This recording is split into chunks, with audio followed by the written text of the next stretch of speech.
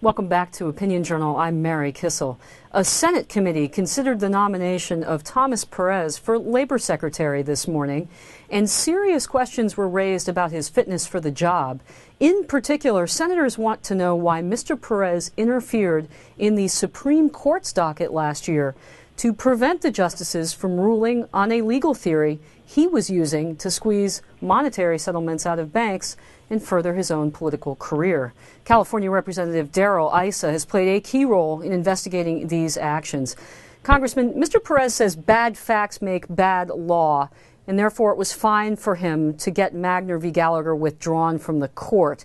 Did his answers this morning satisfy you? Not at all. And of course, what he's really doing is saying his opinion and the facts don't match. The facts are fine. His opinion is just that.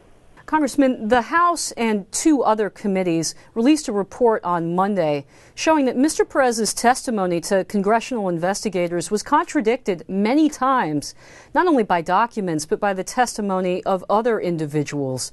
Can we believe what he said this morning, given what he said repeated much of what he told congressional investigators? Mr. Perez has a problem with telling the truth.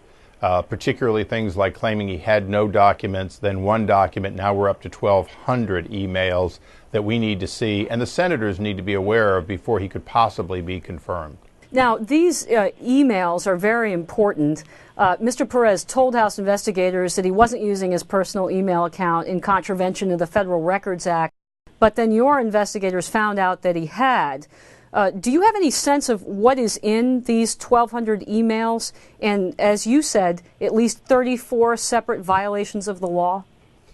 Well, as we looked at just 35 of them in camera, we became very concerned. But we've only looked at a fraction of them, and we only have Mr. Perez and the Justice Department to believe. And so far, they've been wrong on so many strikes, the whole ball game should be over. Now, the senators this morning also touched on two issues where Mr. Perez and the Justice Department, under his guidance, have been on the losing side.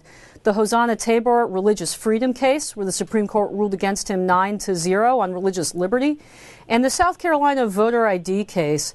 What does his position on those two cases tell you about his philosophy, his legal philosophy? Well, it certainly shows that on civil rights, he's outside the mainstream.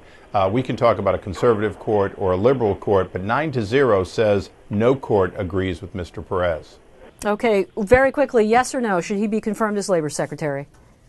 At a minimum, not until all the facts are known. Then the senators can decide. Okay, Representative Issa, thank you so much for being with us today.